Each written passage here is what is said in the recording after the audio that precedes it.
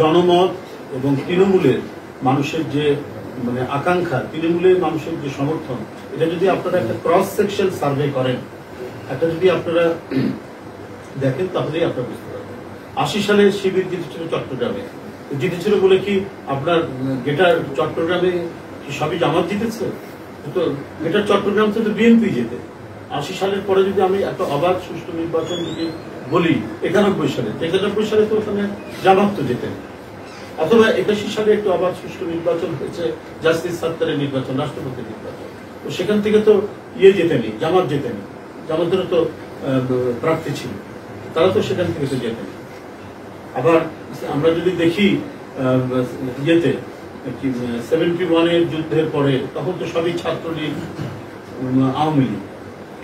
তো যুদ্ধের পরে আমরা বড় বড় বিশ্ববিদ্যালয়গুলোতে আমরা দেখলাম যে বিভিন্ন অপোজিশন ছাত্র সংগঠন যেটা শুরু করবে। ঢাকা বিশ্ববিদ্যালয় ছাত্র ইউনিয়ন, রাকসুতে ছাত্র ইউনিয়ন জিতেছে, তারপরে মান্না ভাই জিতেছে চাকসুতে, জাসদ, তখন তারা আওয়ামী লীগ বেরিয়ে গেছে। তো 73 নির্বাচনে কি কমিউনিস্ট পার্টি জিতেছে নাকি? না, জাসদ জিতেছে। তারা করেছে, মানে কারচুপি করেছে, অনেক কিছু মানে জোর জবরদস্তি করেছে, ভোট টাকাতিও করেছে। তারপর আওয়ামী লীগ জিতত 73 নির্বাচন। ওগুলো না করলে খন্দকার মোস্তাকের ব্যালট বাক্স হেলিকপ্টারে করে নিয়ে আসা, জলিলের ব্যালট বাক্স হেলিকপ্টারে করে ঢাকায় নিয়ে আসা, এগুলো না করলেও হয়তো আওয়ামী লীগ ওই সময় জিতত।